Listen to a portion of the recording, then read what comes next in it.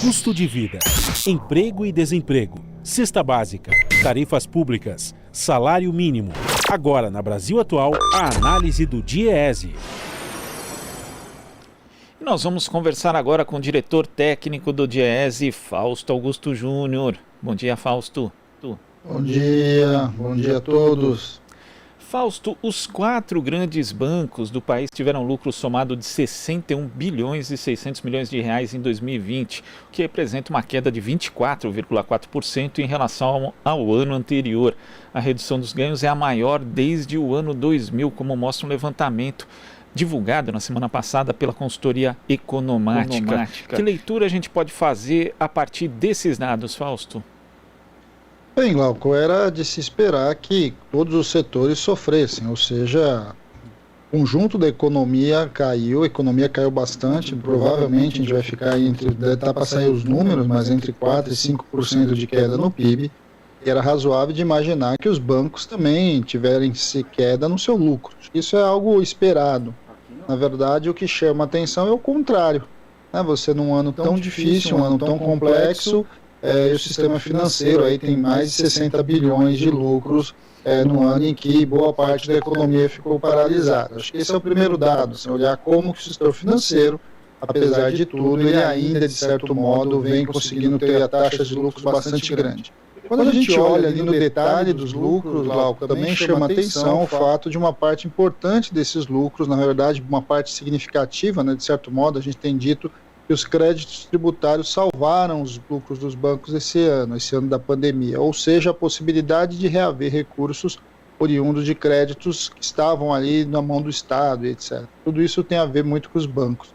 Agora, ao mesmo tempo, acho que é importante também dizer que algo que foi pouco falado, principalmente pela grande mídia, é que eles também fizeram ajustes bastante severos, né? Assim, os bancos, em meio à crise, apesar da campanha aí do Não Demita, apesar de todo um acordo, inclusive o acordo aí com os bancários de não ter demissão ao longo da pandemia, o sistema fechou mais de quase 1.400 agências e, de certo modo, fechou ali quase mais de 11 mil postos de trabalho. Ou seja, o setor também se reestruturou, também vem num processo de fechamento de postos de trabalho, se aproveitou também, de certo modo, aí da pandemia e de toda essa entrada e essa aceleração da tecnologia para avançar aí por meio dos bancos virtuais, por meio dos apps, de certo modo, a sua estrutura. Então, o que nós estamos assistindo é que a pandemia impactou, sim, o lucro dos bancos. O lucro é um lucro que caiu bastante,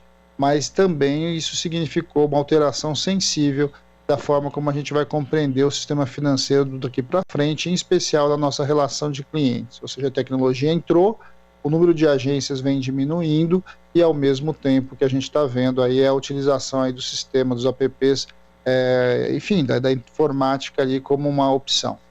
Na outra ponta, Glauco, é sempre interessante, importante a gente olhar que no caso dos bancos, os bancos ainda continuam a conseguir pagar toda a sua folha de pagamento com as tarifas públicas, as nossas tarifas dos seus clientes. Ou seja, o principal negócio dos bancos que devia ser o crédito, que devia ser ali o atendimento, o conjunto de consumidor, de certo modo, ele fica ali já resolvido boa parte do seu problema, boa parte dos seus custos, a partir do que cada cliente seu paga de tarifas aí para o sistema financeiro.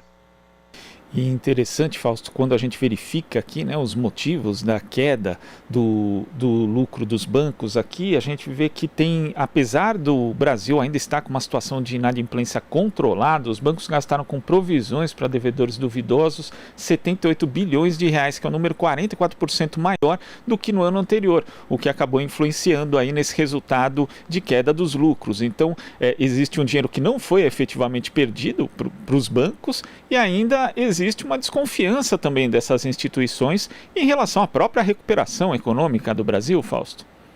Não há dúvida, né, Glauco, que assim, um ano como esse, um ano que a gente viveu aí com pandemia, é óbvio que a insegurança do setor, ela se ampliou. Mas é bom dizer que na maior parte dos casos, a maior parte dos dados também em relação aos bancos, a inadimplência caiu.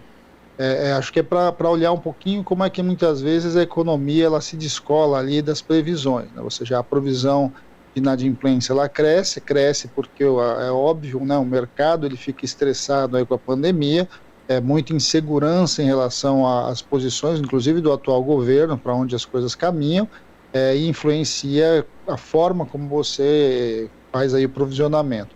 Mas na outra ponta, o mundo real, de certo modo, teve ali, até em alguns casos, queda de inadimplência, o que coloca para a gente uma série de discussões.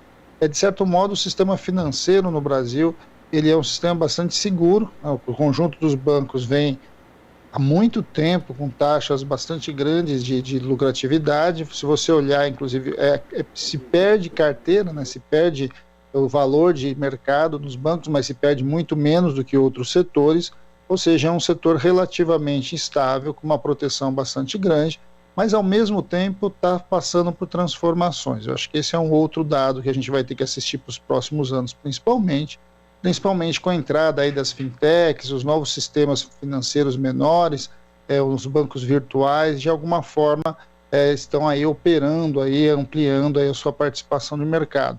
Mas ainda é algo para se ver no para frente. O que a gente está vendo hoje, claramente, é um processo de reorganização e reestruturação do sistema financeiro, em especial os 4 maiores bancos, e que inevitavelmente está atingindo uma parte significativa dos trabalhadores bancários, o que é algo para a gente olhar com bastante atenção. A gente chama atenção, ou seja, são quase 12 mil postos fechados de trabalho, num ano em que os bancos tinham um compromisso de manutenção do emprego. E os 3 maiores bancos privados fecharam mais de 1.500 agências e postos de atendimento, quer dizer, uma queda de 12% na estrutura física.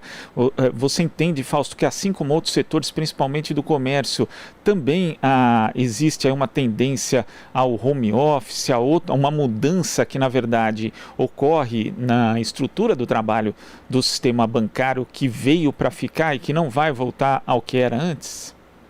Aí nós temos 2 dados diferentes, viu? Que a gente precisa olhar com bastante cuidado. Sim, é claro que o fato da pandemia ter acelerado o uso tecnológico, ele amplia a utilização aí de mais do que até do home office, dos seus trabalhadores, de certo modo, a questão de como os clientes estão operando o sistema financeiro por meio dos apps. Acho que isso é um dado de realidade. Os bancos já incorporaram o home office na sua realidade, até porque a economia nesse processo todo de trabalho.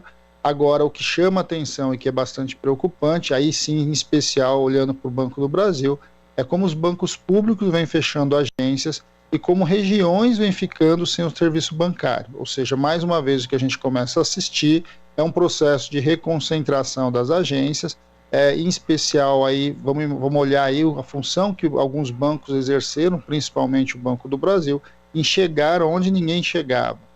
Hoje a gente tem municípios que precisam andar muitas vezes quase 100 quilômetros para chegar a uma agência bancária, o que de certo modo inviabiliza o acesso ao sistema num país bastante grande e bastante extenso. Então a gente tem de um lado, sim, a entrada de tecnologia, mas a gente também tem uma perda do papel social dos bancos, em especial num país tão grande, tão complexo, tão desigual, na qual o papel do banco público é fundamental para dar acesso ao sistema financeiro para o conjunto da população. É bom lembrar, Glauco, que essas populações recebem os benefícios por dentro dos bancos. A população precisa, em especial os pequenos agricultores, acessar os bancos para poder acessar crédito, e nenhum país do mundo se desenvolve sem fazer chegar o sistema financeiro nos rincões, no interior do Brasil profundo, e que de alguma forma a gente vem assistindo um processo de desconstrução desse sistema de ampliação do sistema financeiro. Tá certo, Fausto. Muito obrigado pela sua participação aqui no Jornal Brasil Atual e até a próxima. Até a próxima. Bom dia a todos novamente. Bom dia. Conversamos aqui com o diretor técnico do Diese, Fausto Augusto Júnior. Aqui você ouve as notícias que os outros não dão. Jornal Brasil Atual.